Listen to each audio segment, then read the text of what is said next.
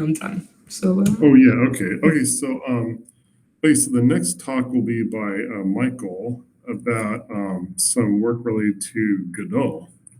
So if you're ready, Yeah, let me just share here, and then we can take a stroll.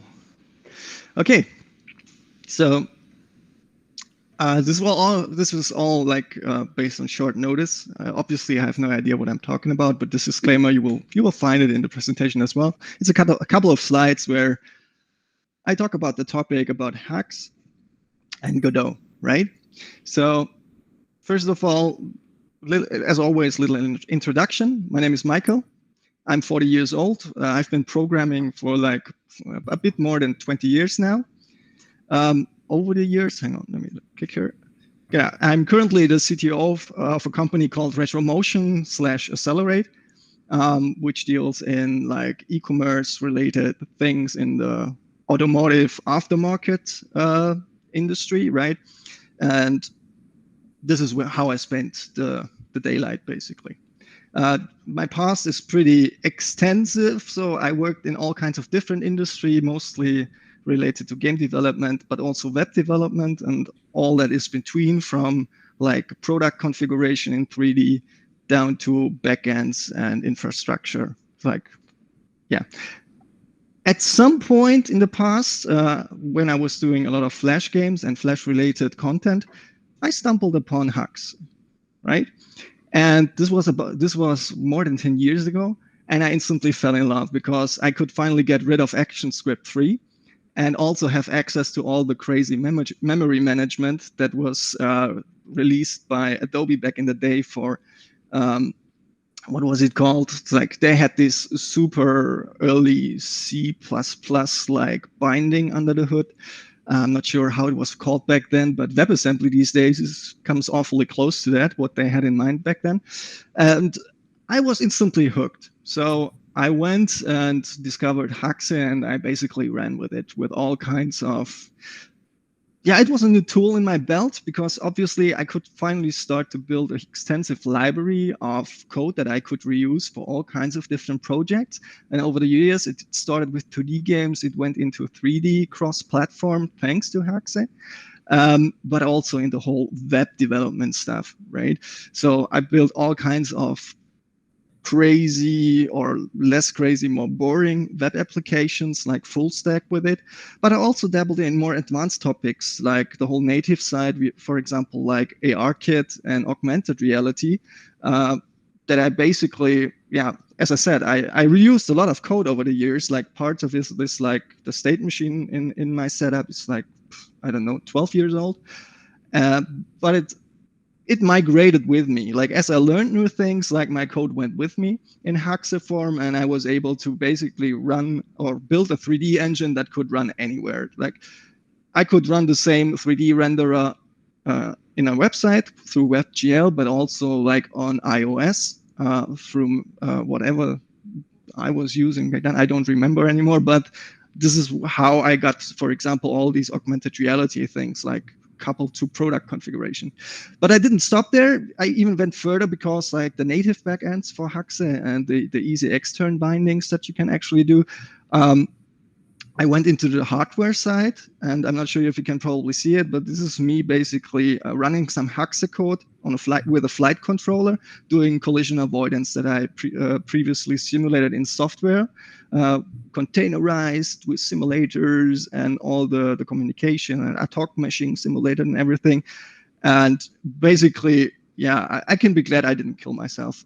Shortly after that, after a couple of crashes, I decided to focus more on the robotic side and make a lawnmower out of that. But these are only some of the weird experiments that I did with Haxe. So I totally love it. You can apply it to so many different topics and combine a lot of things. Like the world is my Lego with Haxe, and this is how I also like try to express everything that I do, right? And so obviously, as you can see, it's all about 3D rendering. I always had a dear space in my heart for game development.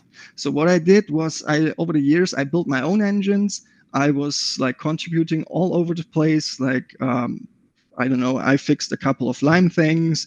I was involved in the whole SnowKit setup and the link setup, and have a couple of bindings out there that are still worked. And the next thing that I did was basically, okay, I want to do a game, but I want to emphasize on the tools. Like I want to have an emphasis on the tools. And obviously, when it comes to all the game engines that we have these days, for especially in the Haxe space, it's like, what are the tools? What do we work with? And sadly, the result is always the same. You either find something like Godot where you can try to dock onto, right? Which will be the next slide. Valentin Ibillion, I think is the nickname, or how it's pronounced, did a great job there of actually creating a C# binding for Godot. And I discovered this. I talked to him, and I totally ran with it and checked out, okay, so what can I do with C# and Haxe inside of Godot? I took it very far because in the back of my head is like, I want to do a space game. It has to look awesome, and I want to do all kinds of creative things that I want to experiment with, like a super strange way of 3D pathfinding, for example, that I came across when I was thinking about the whole drone thing, right? So I messed around with that, but I quickly realized, okay, there's a definite runtime penalty when it comes to a couple of things, when you're simulating a lot of things. Obviously, I took care to make sure that I run my own like entity component system and made sure that this is like optimized as much as possible. But it always went down as a C# implementation through Haxe. Obviously, a C++ implementation would have been a lot faster, but I didn't want to mess with that. I mean, these days I'm not sure how anyone can be bothered to actually deal with C++ because it's such a convoluted mess, right? I would prefer C, but I mean, yeah, I got my own flavor. What can I say? You can't really argue about taste there. But in the end, I felt, yeah, the work was great. Like it's a good starting point for, I guess, like up to a certain point of complexity that you will eventually hit depending on what you're trying to do. So I wasn't really satisfied with this, with it. Like for less complex games, or like, I mean, I was trying all these crazy 3D things with it. Maybe for 2D games, it's a whole different story when it comes to C#. But I discovered for myself, yeah, I'm not really satisfied with that. And this situation lingered on for quite a while, up until to a point a couple of weeks ago where I saw an exchange on Twitter with the technical lead of Godot about like the implementation of this new GD extension stuff. And I was like, okay, yeah, but you guys never supplied a real example how to use it. Like your documentation is really weak on that. But he proved me wrong. I totally misunderstood what they had published there. And it was actually a bit of a meta thing for me, because what they published was basically a C++, like a C++ binding for Godot. Like, it's like, what are you talking about? Like, Godot is already C and C++. Why want to have a C++ binding? But it was for them to drive home a point that you can actually do whatever with that extension and that native interface layer. And once I discovered that and realized that, I was like, holy moly, what could we do with this? And I was like, okay, so is C# really necessary? I mean, we have HX CPP and Cephia, right? Or CPP IA, sorry, got messed up there.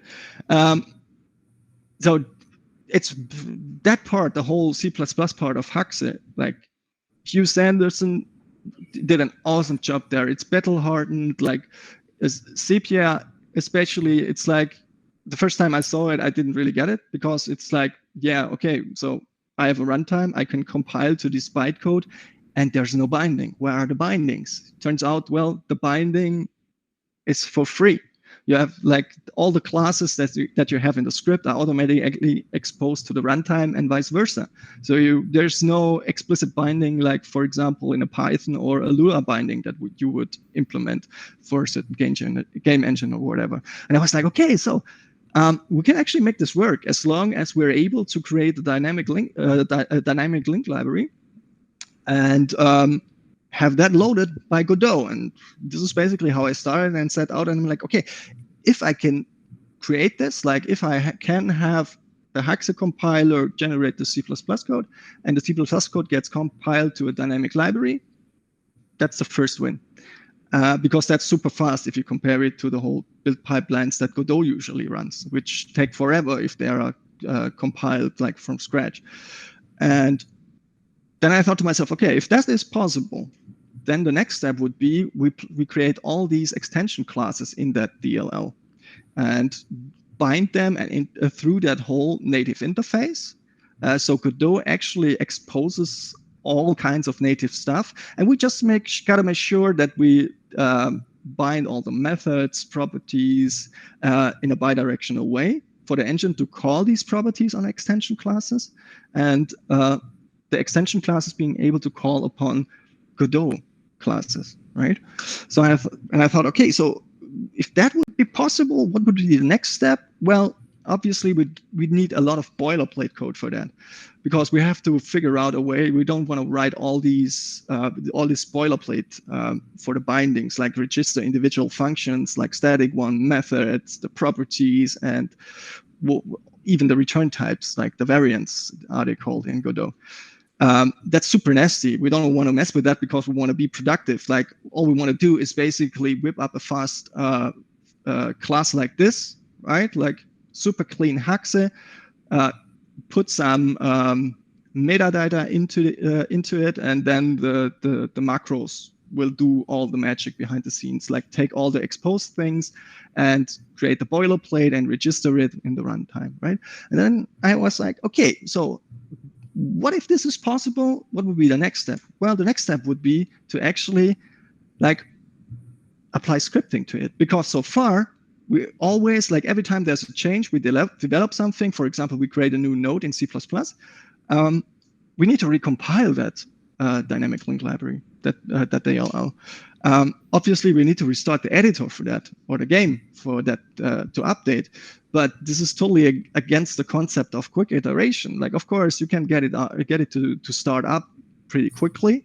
But it would be better, like if it would just work the normal way you have in Godot, like update something and the engine just reloads it in the editor and you're ready and you're good to go. And so I was like, okay, so basically we have Zapier. Yeah, we create bytecode for certain classes that we want to work with, and these can be reloaded during runtime.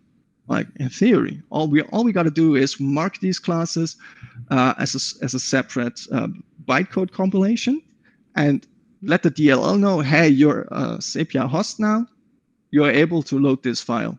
That could be routed to the editor with some user interface, whatever. That should be possible. And then there comes the magic of Zapier, that you actually can interchange, not interchange, but interop with the native side very easily. So your bytecode is able to call upon the native compiled code and vice versa. And that would be an instant win, because we could like cover so many cases with that, like custom nodes, custom scripts that we could add to certain nodes. But even go a step further, it's like we already know this. Like, for example, if you take heaps, for example, if you take a look at the how it's compiled with hashlink and everything, and take a look at its editor, hide, there are H scripts in there. Like H script is also very old already, but it's pretty like battle hardened. So you could even like bypass the whole Godot scripting stuff and just go for a normal like H script and implement that with your DLL like you would with any other Haxe application, right? That needs scripting. So that will be possible. And obviously this sounds like a crazy plan. Like I build it up like step by step, and suddenly for me it became this vision. Okay, so this is something I want to attempt, but obviously this is just like a rough idea. Obviously I have no idea what I'm doing.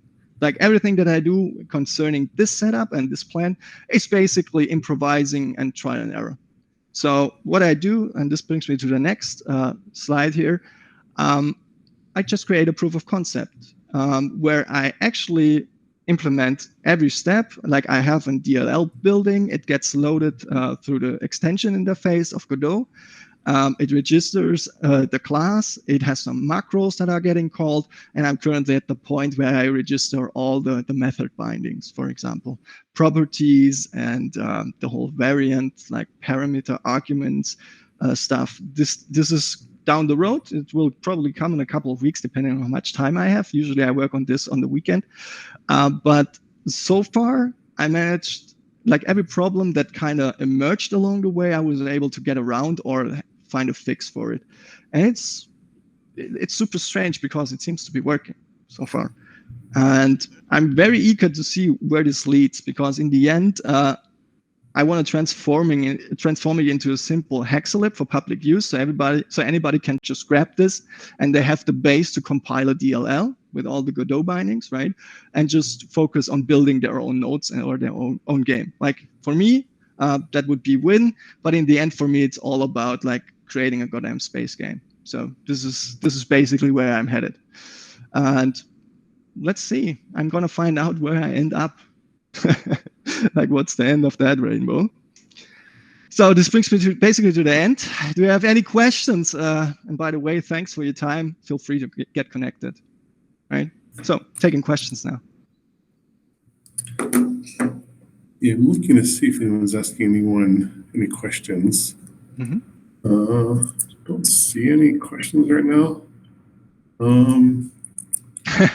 Yeah, Frying Pan just posted one. We need to write a GD script interpreter in Haxe and use it in Godot. Yeah, troll. Yeah, but this is something that I thought about, because obviously we have a couple of macros flying around that are able to be used to generate JavaScript code. Why not just repurpose that to emit GD script, right? So that could be totally feasible. But I'm not sure how far you want to take this, because for some use cases, GD script might just be perfect. Like in the simplest case, like I just described here, like say we created a DLL with a couple of extension classes for nodes, we can just use normal GD script on those nodes, because obviously from the Haxe side, we can define what is exposed to the engine. And if it's exposed to the engine, it can be exposed to GD script and attached to these custom nodes, right? So it's open season once we reach that. Nonetheless, I would love to have like a way to emit GD script to kind of ease the pain of sharing code, because this is what it's all about for me. Any other questions?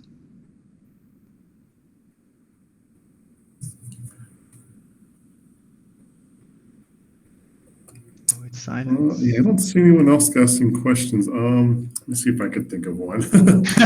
Okay. I would see the questions if no one else asks any.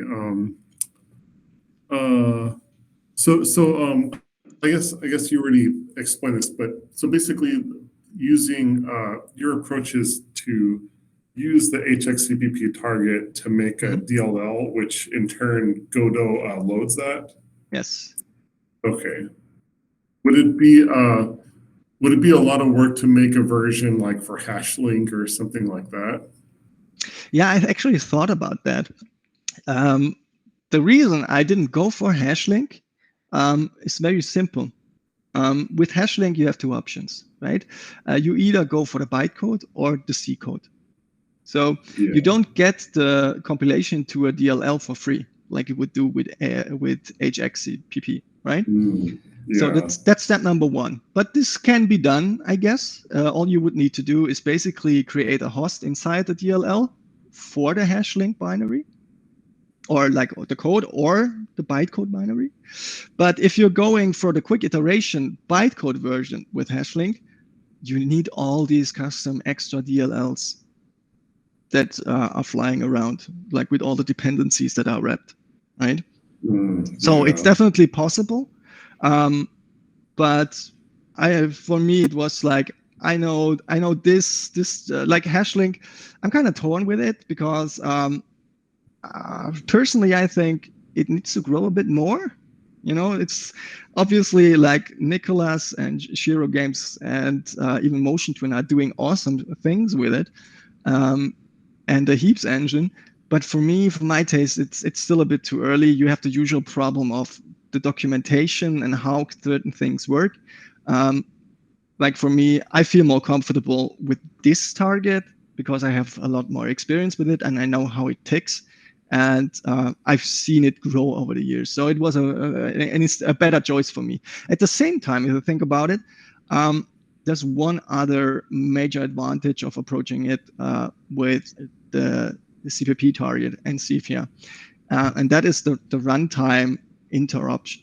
So with HashLink, it's either or. Either you have a complete compiled C version that you need to do with every iteration. Usually you would do it at the end. Or you have the bytecode version. But there's no in-between. You would have to come up with the in-between. There's no interop between a HashLink bytecode and all the all the modules, the space and the namespaces, modules, whatever, to interop directly. At least that's what, so far as I know. Take that with a grain of salt. I'm pretty sure somebody can prove me wrong on that, but I wasn't like taking any chances there. That kind of overlaps with some of the reasons I used HxCPP for bindings that I made before. But yeah, there's one talk. I think you probably missed it because you're probably busy with work. But earlier there's a talk about AMR, which sort of allows you to create bindings for both HxCPP and HashLink. It'd be interesting if AMR provided a way to make DLLs. I mean, it does sort of provide a way to make DLLs, but like using Haxe to make the DLLs. But that's what the entry point idea was when I was talking about it during the slides during my talk. Yeah, because I think you even mentioned one of the reasons I specifically needed an entry point is for making like audio plugins or like a DAW. Although I also mentioned in older talks some of the issues with doing audio in Haxe, like real time. That's a whole other issue. Yeah, I totally know. By the way, last year I used it was your Grig MIDI library. That was pretty awesome. I fooled around with that for a couple of experiments. Yeah, I'm doing a kind of big overhaul to it right now, and I know some people are waiting for some fixes. It looks like some people are typing. Hopefully, they're typing interesting questions. Yeah, come on, people, bring it on. I can also like share the slides or whatever. It's like, let's have some fun. Come on.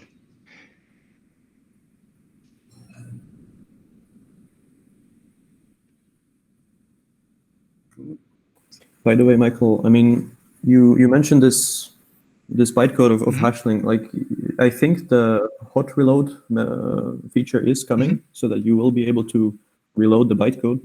And I guess then it's still missing a part of what HxCPP does with CPPI is that you still need this host. But I guess the idea that you could apply is to write essentially a C app with. I still talking. I think you broke off after this. You said C app. I don't hear him now. Aurel, are you still there? Saying something interesting too. Okay. Yeah, no, it's an interesting point. I want to kind of elaborate on that. About the possibilities there. Uses language. Crap. Looking out. Yeah, it seems kind of laggy.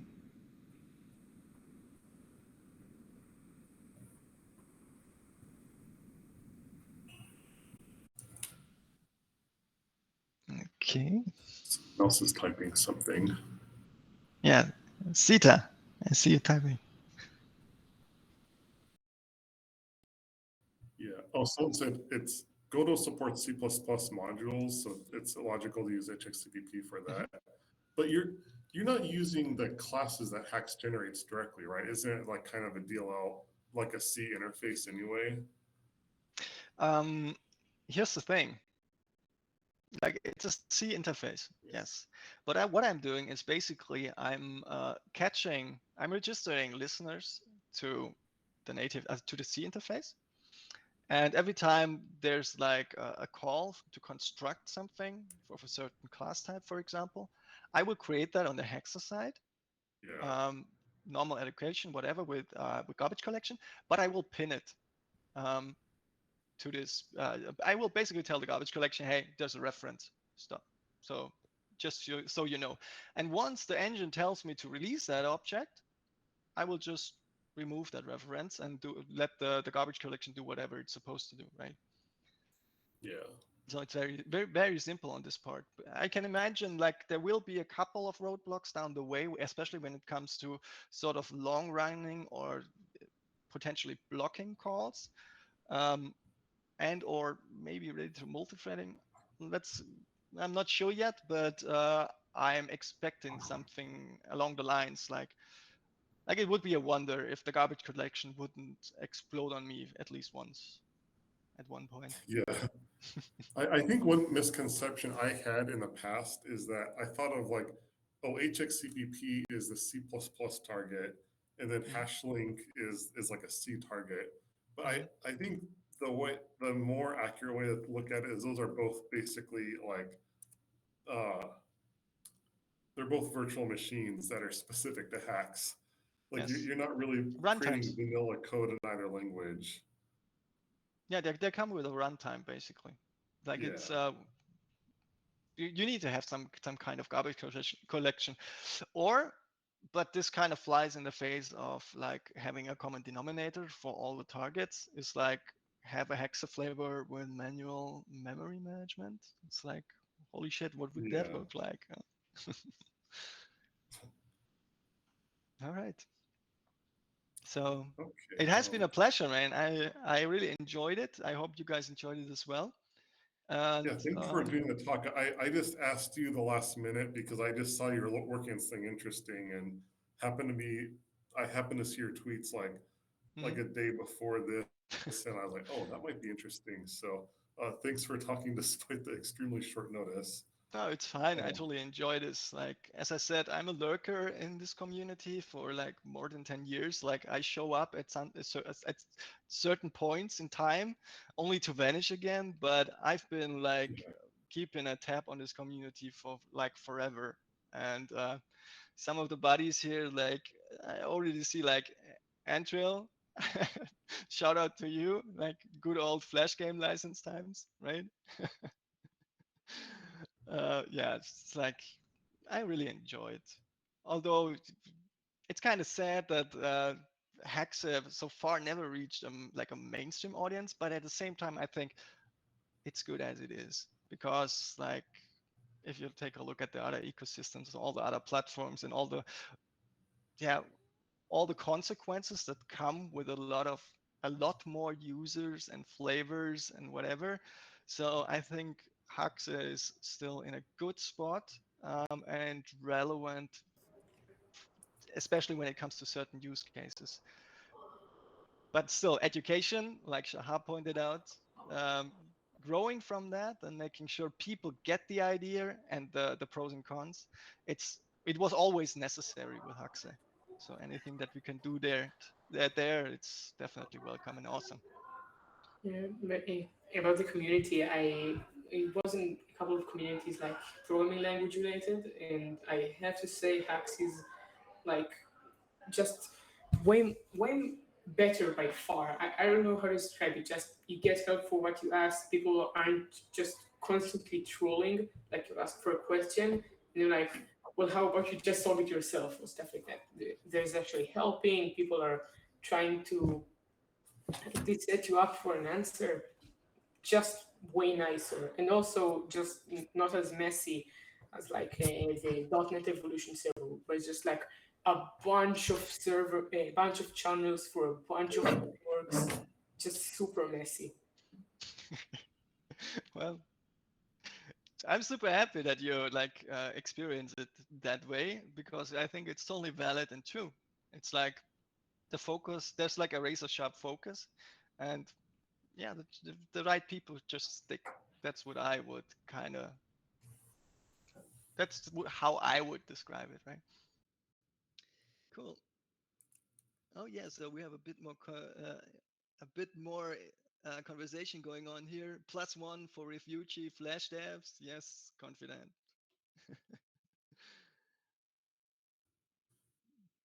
What is this? So it's only 10 minutes left. So I originally had like, I was thinking of having like a roundtable about things we can do to make Haxe better. There's only 10 minutes left. So I guess basically I'll just thank everyone